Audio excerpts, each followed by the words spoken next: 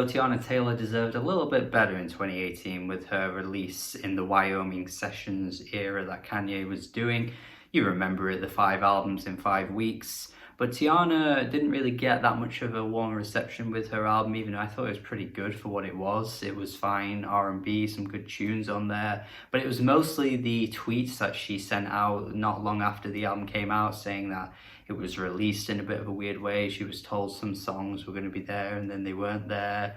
It was all a bit of a kerfuffle. Doesn't really surprise me though with the way Kanye can be with his releases and schedules and his timeliness. It probably was just another fluff from him. I mean, the idea that Kanye, who is the guy that often reveals that there's an album coming out off the cuff that never comes, or an album's going to be out one day and it's like a week later and we still haven't seen it. You know what Kanye can be like. It's not really surprising that the 5 albums in 5 weeks ended up going a bit wrong with Teyana Taylor's album, because it's just not usually something that he's very good at. It just makes me look at that concept of the 5 albums in 5 weeks being so weak to begin with anyway, because obviously one artist didn't get quite the same treatment that everyone else got, and the quality of music was nowhere near as good as people made out it was anyway. I still don't get the huge amount of love for Kids See Ghosts, but I guess I'll just have to let that go eventually. And Pusha T, I wanted like 13 songs from Pusha T, man. 7? Come on. So a few years later now, Teyana Taylor doesn't really have that hindrance blocking her. This is really her time to shine. I mean, like I say, she didn't get the huge amount of props for that album.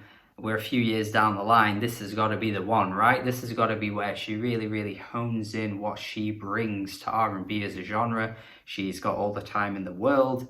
There's kind of no excuse if you think about it. She's handling so much of the production, and I don't even think you see Kanye's name on any of the tracks throughout this album, and there's 23 songs, so surely this should be the big thing, the big one, the big album for Teyana Taylor. And the album as it's titled, the album isn't quite the big event you'd want it to be.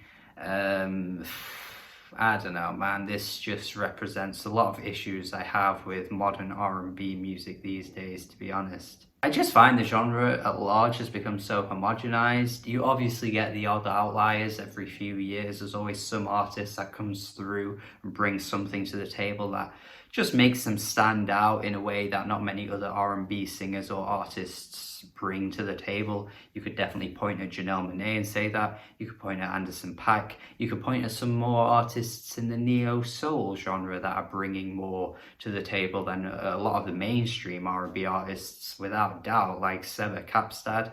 But if you don't look for those artists, you don't look for that greatness that this genre can bring, you end up finding Teyana Taylor who just, I don't know, man, just typical R&B this. It's just 23 tracks of little to no versatility, no diversity, near enough copied and pasted throughout. And so many of these tracks sound the same to me. I couldn't even pinpoint the differences that each one brings. It's either a song about love on the rocks, or it's a song about how you want to have sex tonight with this person and the types of things you're going to do and the amount of tongue you're going to use and whether it's going to be a 69er or not. I mean, I'm not trying to take the piss, but there's little to no subtlety in some of these songs. Like, you need something for these tracks to be sensual. You need this kind of like raspy vocal performances that just sounds very alluring and ooh, but I don't think Teyana does that. And when you pair it with the lyrics that she's writing too, they're not really that sexy anyway. FKA Twigs and Kelela could write these exact same songs in their sleep and it would just provide way more oomph to them than some of these tracks. It doesn't help that the tone is so stagnant, it's so stationary from track to track. And we're talking an 80-minute album, by the way. If this was only 45 minutes, I don't think I'd be as harsh on it, but I can't help but think I'm sat here for 80 minutes listening to so many songs that sound the same as each other. The features barely bring anything to the table, especially in terms of like dynamics, because they're just performing at a similar tone and level as what Teyana's doing, like Kalani on her track. She's barely noticeable, really. You have some odd features that pop up, like Quavo. I guess you've got to have a Quavo feature these days. And then you got Future. I don't know, man. Future never works on R&B songs. Even on the FK Twigs album last year, people loved his feature on Holy Terrain.